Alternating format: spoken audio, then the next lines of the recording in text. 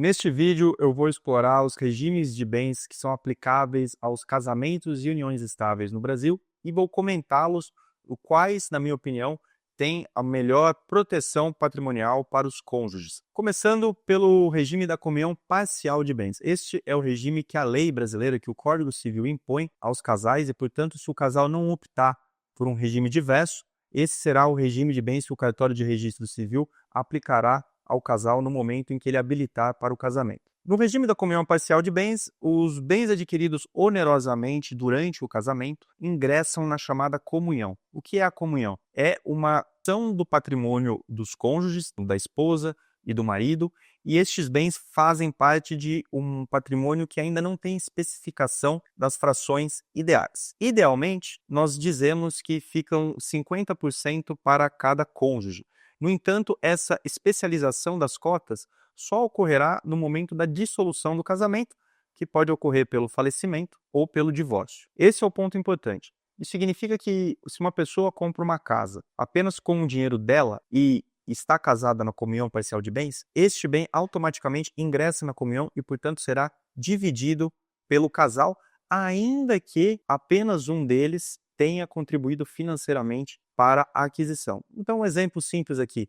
Comprou uma casa de 100 mil reais. Essa casa, a partir do momento em que ingressa na comunhão, é de metade para cada cônjuge e, portanto, o cônjuge que ainda não deu nenhum valor, nenhum montante financeiro em pagamento, terá direito a 50% deste imóvel numa eventual dissolução do casamento. Uma observação sobre a comunhão parcial. Os bens exclusivos, os bens que antecedem o casamento, não se comunicam, portanto, continuam sendo bens particulares, e as heranças e doações também não se comunicam. Então, um exemplo, a esposa recebe a herança do seu pai, que faleceu. Essa herança não se comunica com o patrimônio do seu marido, porque estão casados na comunhão parcial de bens e apenas os bens que são pagos efetivamente serão os bens compartilhados. Então, esse é um primeiro exemplo. Outro exemplo, a esposa recebe uma doação do seu pai.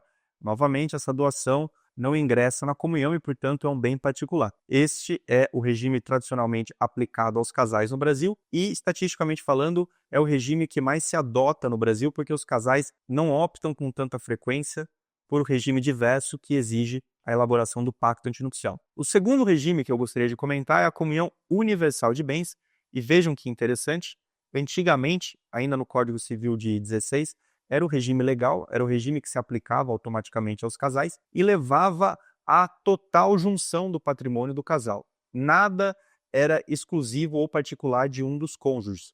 Tudo ingressava na comunhão.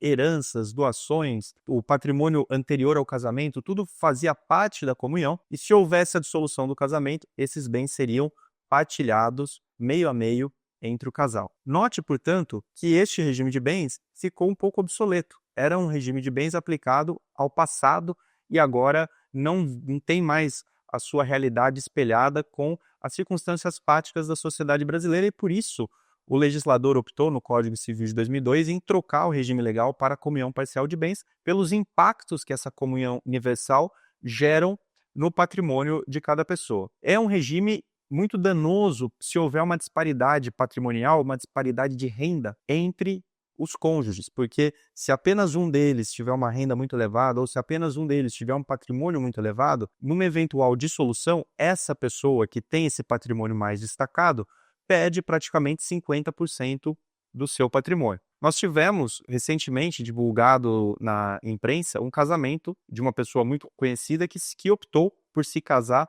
no regime da comunhão universal de bens. E note, houve argumentação de que não faria sentido não se casar na comunhão universal de bens, porque se é para entrar num casamento, se é para celebrar um casamento, o casal deve estar empenhado em viver aquilo de maneira unificada, como se fossem uma só pessoa. No entanto, de uma perspectiva mais pragmática e de uma perspectiva de alguém que deve fazer gestão patrimonial e proteção patrimonial, eu penso que não é um raciocínio mais correto e mais seguro para a preservação patrimonial. É um regime de bens que, na realidade, acaba pulverizando o patrimônio e leva à perda significativa dos bens caso haja a dissolução do casamento. O terceiro regime de bens que eu gostaria de explorar consiste na separação total de bens. Neste regime, o casal comparece a um cartório de notas, vai lavrar esse pacto antinupcial e vai definir que os bens adquiridos ao longo do casamento não se comunicam em hipótese alguma. Neste cenário, portanto, os patrimônios ficam isolados, eles não se comunicam e cada aquisição de novos bens ingressa exclusivamente no patrimônio de cada cônjuge. Este, na minha visão, é o regime de bens ideal para casais que são empresários ou que têm negócios e que, portanto, não desejam uma confusão patrimonial ou a mistura de bens do patrimônio de um dos cônjuges no patrimônio do outro, que ocasionaria uma eventual partilha no futuro em razão do ingresso desse bem na comunhão do casal. Por esse motivo, eu vejo esse regime da separação total como um seguro patrimonial. Se algo der errado no casamento, se a relação não prosperar, este regime de bens protege o casal de uma eventual partilha que poderia ser mais danosa. É a opção ideal, portanto, para pessoas com disparidade de renda, para casais que têm uma disparidade de renda ou que têm uma disparidade patrimonial. É o regime que eu mais aconselho. Ainda faço um comentário adicional em relação à separação total de bens. Nós temos, conforme estatística do IBGE, um número muito alto de divórcios proporcionalmente ao número de casamentos. Em grandes capitais, essa estatística chega a 45%, às vezes até 50%. Belo Horizonte, por exemplo, tem uma estatística próxima a 50%. Brasília, perto de 42%, e São Paulo e Rio de Janeiro ficam orbitando perto desses números. Veja, portanto, que a estatística é praticamente o seguinte: a cada 2 casamentos, um resulta em divórcio. Com essa probabilidade, é muito recomendável que o casal ou que o cônjuge que tem patrimônio ou que tem uma renda mais destacada pense na sua proteção. É certo que muitas pessoas partem da premissa de que eu não estou nessa estatística, isso não vai acontecer comigo, essa estatística não se adequa ao meu caso, não se aplica ao meu caso, mas nem sempre é recomendável pensar dessa maneira. Se nós temos dados que mostram uma probabilidade tão exacerbada de dissolução do casamento, por que não pensar em um regime de bens que vá proteger mais o patrimônio da pessoa que já tem muitos bens e que ainda tem uma renda muito elevada?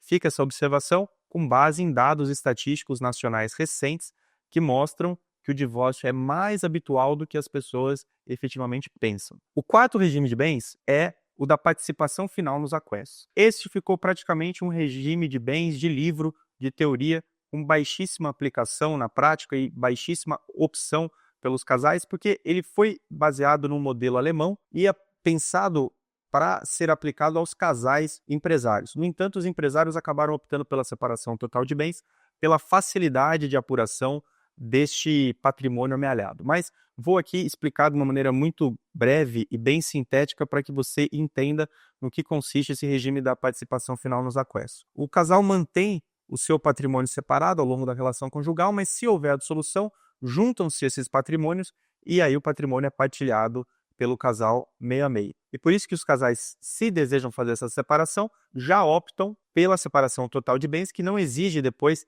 essa conferência de bens, essa colação dos bens ao final da relação conjugal e facilita muito mais os trâmites do divórcio. E é por isso que, no final das contas, ou o casal opta pela comunhão parcial ou opta pela separação total no pacto antinupcial. Neste vídeo, eu explorei os meandros dos regimes de bens, tentando demonstrar para investidores e pessoas com patrimônio e renda como a escolha pode acabar prejudicando ou protegendo o seu patrimônio. Se você gostou deste vídeo, não deixe de acompanhar o meu canal e continue seguindo para novos vídeos sobre esse assunto.